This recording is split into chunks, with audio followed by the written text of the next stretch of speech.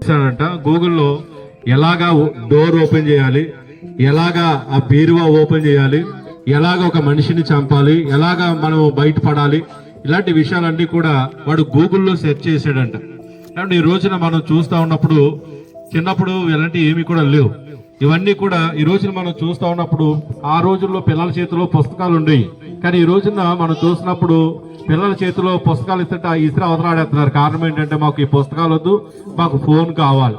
ఒక తండ్రి అంటున్నాడు, సత్యనారాయణ బాబు రెక్కల కష్టం చేసుకొని డబ్బులు సంపాదించుంటే వాళ్ళ పిల్లోడు అన్నాడంట, నాకు ఐఫోన్ కొంటావా లేదా, ఐఫోన్ కొంటావా లేదా. ఏమండి, ఐఫోన్ అంటే చిన్న చిన్న 10,000కి 20,000కి వచ్చేసిదా. ఐఫోన్ ఇంచుమించు చాలా ఖరీదు కలిగినటువంటిది. మరి పిల్లోడికి ఏం తెలుసు, వాడు అంటున్నాడంట నాకు అది కొంటావా లేకపోతే కొనవా అండి. ఏమంటే ఈ రోజున మనం చూస్తున్నప్పుడు విలువలు మారిపోయినటువంటి పరిస్థితులు మనం చూస్తా ఉన్నాం. తల్లిదండ్రులుగా ఉన్నటువంటి వారు కూడా పిల్లలకి ఆ ఫోన్స్ ఇచ్చి, ఏమంటే ఒక తండ్రి అంటున్నాడు మా మనవరాలు లేకపోతే వాళ్ళు ఇంకా పిల్లండి ఫోన్ ఆన్ చేసండి, అందులో పాటలకి డాన్స్ వేసేస్తుందంట. ఏమండి డాన్స్ వేసేస్తుంది, ఎంత సంబరపడిపోతున్నాడో, డాన్స్ వేసేస్తుందండి. షార్ట్ నుంచి చూస్తున్నాడంట. ఏమంటే షార్ట్ నుంచి చూసి మా పిల్ల అప్పుడే డాన్స్ మొదలెట్టేసిందండి. మూడో సంవత్సరం వయసు. ఏమంటే డాన్స్ కడుతుందంట. నిజమే, డాన్సే కడతారండి తర్వాత. ఏమంటే ఈ రోజున పిల్లలు ఎటు వెళ్తున్నారు, పిల్లలు ఎటు ఉన్నారు, వాళ్ళు ఎవరు ఏంటి, వాళ్ళు ఏం చేస్తున్నారు అనేది ఈ రోజున తల్లిదండ్రుల బాధ్యత. వారు నేర్చుకోవాలి, వారు ఎవరితో స్నేహం చేస్తున్నారు, వాళ్ళ ఫ్రెండ్స్ ఎవరు, వాళ్ళకి ఎలాంటి విలువలు ఉన్నాయి కదా, డబ్బున్నదా పేదోడా కాదండి, విలువలు ఉన్నాయా లేదా అని చూడాలి తప్ప. ఏమండి ఈ రోజున చాలా మంది అంటున్నారు మా పిల్లకండి, మా పిల్ల ఫ్రెండ్ ఎవరు అనుకుంటున్నారు, బోల్ డబ్బులు ఉన్నాయి. డబ్బులు కాదండి కావాల్సింది, విలువలు ఉన్నాయా లేదా, సంస్కారం ఉందా లేదా, పెద్దలు గౌరవించేటువంటి పరిస్థితులు ఉన్నాయా లేదా, ఇవన్నీ కూడా ఆలోచించేటువంటి పరిస్థితులు ఉండాలి అని ఇక సాయంకాల సమయంలో మీకు మనవి చేస్తా ఉన్నాం. ఈ ఎక్కడి నుంచి వస్తాయి అని అంటే తల్లిదండ్రులు సరిగ్గా ఉంటే పిల్లలు సరిగ్గా ఉంటారు. తల్లిదండ్రులే సరిగ్గా లేకపోతే ఈ రోజున మనం చూస్తా ఉన్నాం, తల్లిదండ్రులు తాగుబోతులుగా ఉండి పిల్లలు సరైనటువంటి చదువు లేనటువంటి వారికి ఏమో చదవాలని ఆశ, వారికి ఏమో కష్టపడి చదవాలని ఉంటే ఈడేమో కదా ఊరంతా తిరుగుతూ ఉంటాడు. కొలతలు ఏమంటే ఏం చేస్తున్నాడు మీ నాన్న అంటే తూనికలు కొలతలు దాంట్లో పని చేస్తాడంట. తూనికలు కొలతలు ఏంటంటే ఆ రోడ్డు సర్వే చేస్తాడంట. సర్వేర్ ఏంటంటే సర్వేర్ కాదంట, ఆ రోడ్డు పొడుగు ఎంత ఉందో అడ్డం ఎంత ఉందో చెప్తాడంట. ఏరా అంటే ఏమండి తాగేసి ఈ మూల నుంచి ఆ మూలకే, ఆ మూల నుంచి ఈ మూలకే పడతాడంట. ఆడు పెట్టిన పేరేంటంటే నాన్నకే సర్వేరు, రోడ్ సర్వేర్ అంట. ఏమంటే ఇలాంటి సర్వేర్లు, రోడ్ సర్వేర్లు ఎంతమంది లేరు. తాగేసి ఏమంటే ఇంటికి వచ్చి ఆవిడ కష్టం అంతా కూడా మరి వృధాగా నీళ్లు పోసినట్లుగా చేస్తా ఉన్నారు. ఇంట్లో నెమ్మది ఉండలేదు. మరి పిల్లలకి సరైనటువంటి బట్టలు కొనలేటువంటి పరిస్థితి, సరైనటువంటి వారికి భోజనం పెట్టలేనటువంటి పరిస్థితులు, ఇలాంటివన్నీ కూడా మరి చూస్తూ ఉన్నాం. ఇటన్నిటికీ తల్లిదండ్రులైనటువంటి వారు సరిగా లేకపోవడమే కారణం. తల్లిదండ్రులైనటువంటి వారు పిల్లలకి నేర్పించకపోవడమే కారణం.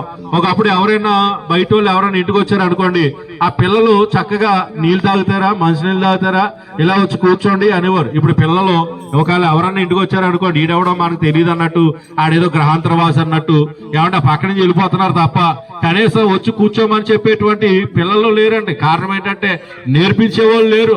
ఏం నేర్పుతున్నారు అంటే జబర్దస్తులు ఏమండి అక్కడ వేసేటువంటి గంతులు, ఇక్కడ అంటే జబర్దస్తులు ఏమైతే చేస్తారో, ఆ సినిమాల్లో ఏమైతే చేస్తారో అవే నేర్చుకొని అవే చేస్తా ఉన్నటువంటి పిల్లలు మనకు కనపడతా ఉన్నారు.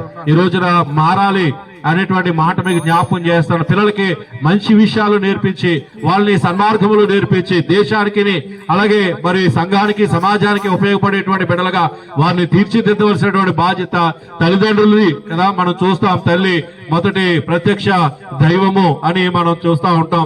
ఏమంటే ఇంట్లో ఉన్నటువంటి పరిస్థితి వారు నేర్పించకపోతే మరొక మాట మనం చూస్తాం, బాలుడు నడవలసినటువంటి త్రావని వాడికి నేర్పాలండి. పెద్దవాడైనప్పుడు తర్వాత వాడు మాట వినట్లేదండి.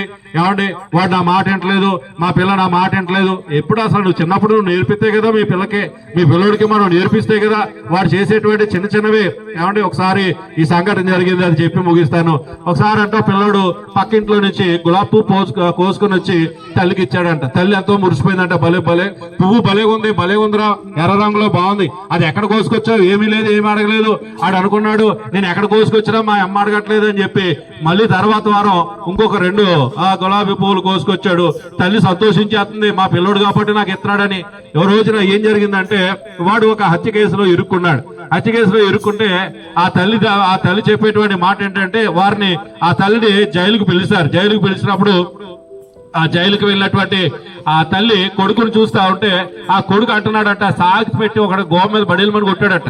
ఎందుకు కొట్టాడు అని అంటే, ఆ రోజు నీకు గులాబీ పువ్వు తీసుకొచ్చినప్పుడు ఇది ఎక్కడదరా ఏంట్రా అని అడిగావు, అసలు ఏమి అడగకుండా గులాబీ పువ్వు తెచ్చిన గులాబీ పువ్వు తలలో పెట్టేసుకున్నావు తప్ప ఆ రోజే అడుగుంటే, ఆ రోజే ఇది ఎందుకు కోసావురా, ఆ రోజే ఇది ఎందుకు తెచ్చావురా, మనం అలాగా ఇతరులని మనం ఆశించకూడదు, మనం అలా కొయ్యకూడదు కదరా అని నువ్వు చెప్పుంటే ఈ రోజు నేను జైల్లో ఉండేవాడు కాదన్నాడట. ఈ రోజున మీ పిల్లల్ని ఎలా తీర్చిదిద్దుతున్నారు? దేశానికి ఉపయోగపడేటువంటి వారుగా, సమాజానికి ఉపయోగపడేటువంటి వారుగా వారిని తీర్చిదిద్దుతున్నారా లేదా? ఆ బాధ్యత మీదే. ఇంటికి వచ్చిన తర్వాత పిల్లలు ఫోన్ తోటి ఉంటున్నారా, లేకపోతే పుస్తకాలతో ఉంటున్నారా, లేకపోతే ఎటు వెళ్ళిపోతున్నారు, ఏంటి విలువలన్నీ కూడా నేర్పించవలసినటువంటి బాధ్యత మీదే తెలియజేస్తా ఉన్నాం. ఈ సాయంత్రం సమయంలో అలాంటి వారిగా మనకి ప్రాంతంలో నలివారిపేటలో ఉన్నటువంటి బిడ్డలు అలాంటి గొప్ప వారిగా తయారవ్వాలనేటువంటి ఆశ కలిగి మాటలు చెప్తా ఉన్నాం. అలాంటి వారిగా మీ పిల్లలు తయారవ్వాలని కోరుతూ ఈ మాటలు ముగిస్తా ఉన్నాం.